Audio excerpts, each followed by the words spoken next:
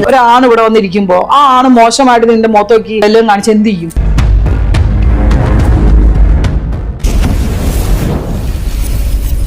Hi hello എല്ലാവർക്കും നമസ്കാരം. Main stream വണ്ണിന്റെ മറ്റൊരു എപ്പിസോഡിലേക്ക് ഏവർക്കും സ്വാഗതം. ഞാൻ ആമിന സലീം.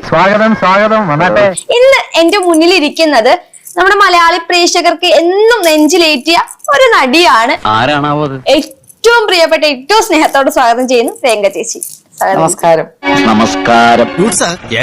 ഒരു സംശയം. Yes tell me Asmi. സംശയം എന്നും നല്ലതാണ്. ചേച്ചി ഫസ്റ്റ് ഓഫ് ഓൾ കാണാൻ നല്ല ഭംഗിയുണ്ട്.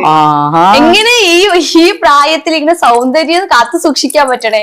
അത് ഞാനൊരു ഇരട്ട വരയിട്ട ബുക്കിൽ എഴുതി തരാം. സൗകര്യം പോലെ ഇരുന്ന് വായിച്ചോ. പേടിക്കുന്ന ഇപ്പം ന്യൂജനായിട്ട് വരുന്ന പിള്ളേര് പേടിക്കുന്നുണ്ട് സിനിമയിലേക്ക് കേറാനായിട്ട്. ആരായത് നിന്നോട് പറഞ്ഞത്? ആരും പറഞ്ഞല്ല, ഞാൻ ചുമ്മാ ഊഹിച്ചതാ. അതിനെ കുറിച്ചിട്ട് ഒരിക്കലും ഇല്ല, അത് തെറ്റായുള്ള വർത്തമാന. ഏറ്റവും കൂടുതൽ പുരുഷന്മാർക്ക് വേണ്ടി മാത്രം സംസാരിക്കുമ്പോ ശരിക്കും അവരുടെ കയ്യടി കിട്ടുന്നത് കൊണ്ട് വീണ്ടും അതിനെ കണ്ട് സപ്പോർട്ട് ചെയ്ത് ഇവന്റെ പ്രശ്നങ്ങളൊക്കെ ഞാൻ സോൾവ് ചെയ്തോളാം. പുരുഷന്മാര് കയ്യടി അങ്ങനെ വെറുതെ കൈയടിക്കുന്ന ആൾക്കാരല്ല.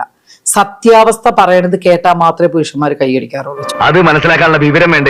ചേച്ചിയുടെ ഒരു പഴയ സിനിമ പുലിവാൽ കല്യാണം എന്ന് പറയുന്ന ഒരു സിനിമയില് ചേച്ചി അഭിനയിച്ച ഒരു റോൾ ഉണ്ടായിരുന്നല്ലോ. സലീം കുമാറിന്റെ പാർട്ണറായിട്ട് ഒരു റോൾ അഭിനയിച്ചിട്ടുണ്ടായിരുന്നു. ഏത് റൂട്ടിലേക്കാ വണ്ടി തിരിക്കണേന്ന് എനിക്കിപ്പോ മനസ്സിലായി. അതിനകത്തൊരു ഡബിൾ മീനിങ്ങിൽ ഒരു കാര്യം പറയുന്നുണ്ട്. മുഖം കണ്ടാൽ അറിയാം എന്തും വാരിക്കോരി കൊടുക്കുന്ന ആളാണെന്ന്. ഒരു ഡബിൾ മീനിങ്ങിലെ കാര്യം. അതുകൊണ്ട് ആ വേഷം അറിഞ്ഞുകൊണ്ട് എന്നെ ചേച്ചി എടുത്തതാണോ? ഞാൻ ചോദിക്കട്ടെ, നിങ്ങൾ ഇതുപോലെയുള്ള കുരിഷ്ടു ചോദ്യങ്ങൾ നിങ്ങൾക്ക് വേറെ ഒന്നുമില്ലേ? അതിപ്പോ ഓരോ കീഴ്വഴക്കങ്ങളാവുമ്പോ സിനിമ എന്ന് പറയുന്നത് അഭിനയമല്ലേ? ഞാൻ അവിടെ പോകുന്നു, അഭിനയിക്കുന്നു, എന്റെ ജോലി ചെയ്യുന്നു, ഞാൻ പോരുന്നു. പിന്നെ അതിനകത്ത് മീനിങ് നോക്കി ഇന്റർവ്യൂ എന്നാ പിന്നെ മിണ്ടരുതല്ലോ നമ്മള്. ചേച്ചി ഒരു കുടുംബിനി എന്ന നിലയിൽ നല്ല നാടനായിട്ട് അല്ലെങ്കിൽ കുടുംബമായിട്ട് നല്ല രീതിക്ക് അന്തസ്സായിട്ട് ജീവിക്കുന്ന ഒരാളാണ്. അതൊക്കെ നാട്ടുകാർക്ക് അറിയാവുന്ന കാര്യം അല്ലേ? അങ്ങനെ ജീവിച്ചിട്ട് അങ്ങനെയൊക്കെ പറഞ്ഞിട്ട് അത്തരത്തിലുള്ള ഡബിൾ മീനിങ് അല്ലെങ്കിൽ അത്തരത്തിലുള്ള റോള് ചെയ്യുമ്പോൾ ആ ചേച്ചിക്ക് ഇതുമായിട്ട് യോജിപ്പ് ചെയ്യാൻ പറ്റുമോ? നീ എന്താണ് ഉദ്ദേശിക്കുന്നത് വത്സ? എങ്ങനെ? ഞാൻ അതുപോലെയാണോ നടക്കണ സ്ത്രീയാണോ? മനസ്സ് ചിത്തേക്ക് നോക്കണ്ടല്ല, എന്നെ ഇട്ടൊന്നുമില്ല. ഇതിന് നേരത്തെ ഒരു ഇന്റർവ്യൂല് ഞാൻ ഒരു പയ്യന് ഒരു നല്ല മറുപടി കൊടുത്തിട്ടുണ്ടായിരുന്നു. അടിച്ച് മൊതകുറ്റി പൊളിക്കാൻ പോയതാണ് ഞാൻ. നിന്റെ കാര്യത്തിൽ തീരുമാനം. നിങ്ങൾ ഈ റീച്ച് കിട്ടാൻ എന്തിനു വേണ്ടിട്ട് ഇങ്ങനെയുള്ള ക്വസ്റ്റ്യൻസ് നിങ്ങൾ എന്തിനാ ഉണ്ടാക്കുന്നത്? അതല്ല ഉദ്ദേശം.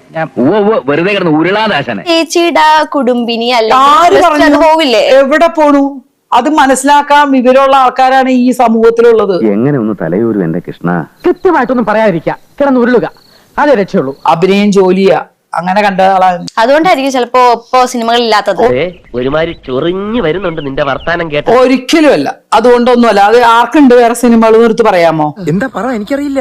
ഇപ്പൊ ഞാൻ ഒരു ഇന്റർവ്യൂ നടന്നുകൊണ്ടിരിക്കുമ്പോ ഒരു പുരുഷൻ നേരെ വന്നു കഴിഞ്ഞിട്ട് അയാൾ വല്ലതും പറഞ്ഞു കഴിഞ്ഞാൽ അയാൾ പറയണ പോലെ അങ്ങ് ചെയ്യുവോ? ഒരിക്കലും ഇല്ല. പിന്നെ താൻ എന്ത് ചോദ്യാണോ എന്റെ അടുത്ത് മണ്ടത്തരം ചോദിക്കണിരുന്നുണ്ട്? പറ്റിപ്പോയി, ഒരു തെറ്റ് പറ്റിപ്പോയി. ഞാൻ നീ കരയുന്നു പ്രതീക്ഷിച്ചു. പോട്ടെ, ഞാൻ ടിഷ്യൂ ഒന്ന് എടുത്തു തരാം. കരയരുത് വിശാലം, മേക്കപ്പ് ഇളകും.